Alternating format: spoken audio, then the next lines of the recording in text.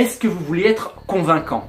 Être convaincant, ça vous permet en fait de mettre une idée au milieu de la table et que la personne ou les personnes qui sont autour de vous se disent « Ah tiens, ça peut être une idée », ne serait-ce que s'ouvre à ça. Parce que ce qui se passe la plupart du temps, soit votre idée elle passe complètement à la trappe, soit vous en avez marre aussi, c'est que votre idée, en fait, l'autre a une autre idée beaucoup plus impactante, beaucoup plus forte, et du coup, soit vous entrez en confrontation, soit l'autre quelque part prend le dessus et votre idée, elle est oubliée. Alors comment faire pour justement faire en sorte que votre idée, elle soit prise en compte?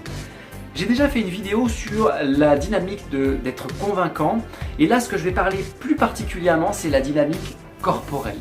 Elle est extrêmement importante. Si vous avez suivi les vidéos que j'ai faites dans Réveille ta com, vous avez pu vous rendre compte que la communication, elle passe pour une grande partie, et notamment 95%, dans le non-verbal, dans tout ce qu'on ne dit pas. Donc la vidéo que je vous fais là, elle est extrêmement importante. La première chose, quand vous voulez être convaincant, c'est de trouver la bonne distance. Si vous êtes trop loin, certaines personnes peuvent être un petit peu trop loin, c'est comme si je voulais prendre beaucoup de distance, une forme de peur de s'approcher de l'autre. Le fait d'être convaincant, ça va être beaucoup plus difficile.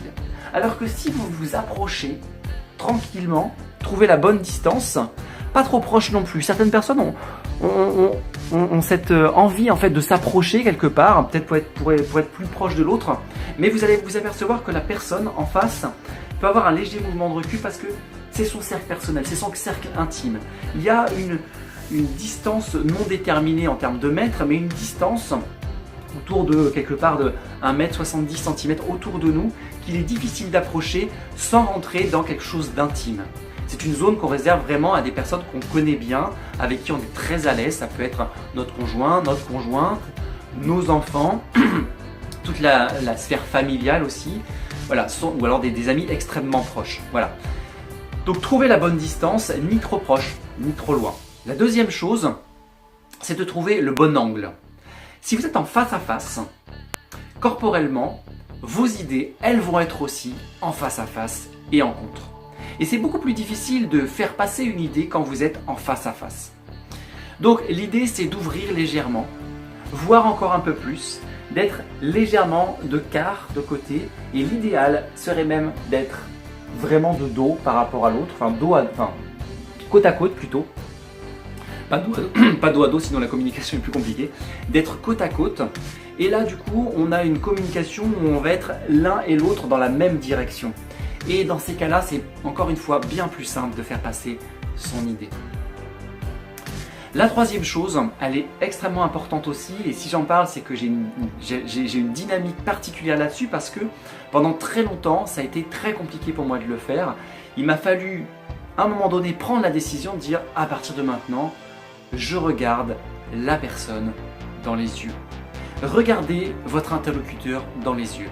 Encore une fois, si vous n'avez pas l'habitude de le faire, si vous dites oui mais moi j'ai jamais fait, je ne sais pas faire, c'est quelque chose qu'on peut changer. C'est une question d'habitude.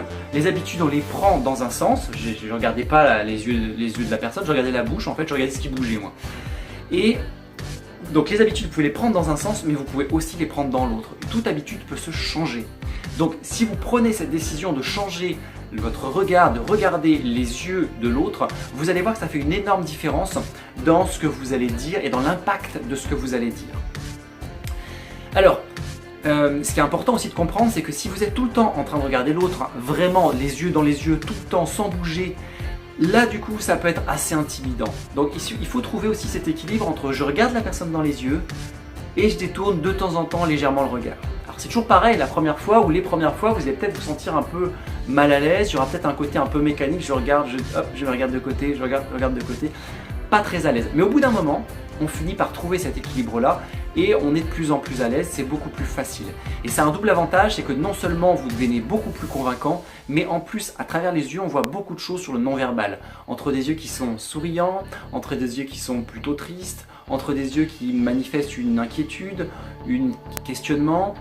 Les yeux manifestent beaucoup d'émotions, beaucoup de choses et du coup vous avez une information, une quantité d'informations beaucoup plus importante quand vous regardez les yeux. Voilà donc les trois outils que je vous propose. La première, c'est de trouver la bonne distance. La deuxième, c'est de trouver le bon angle. Et la troisième possibilité, enfin la troisième idée, c'est de trouver les yeux de la personne, de regarder les yeux de la personne en face.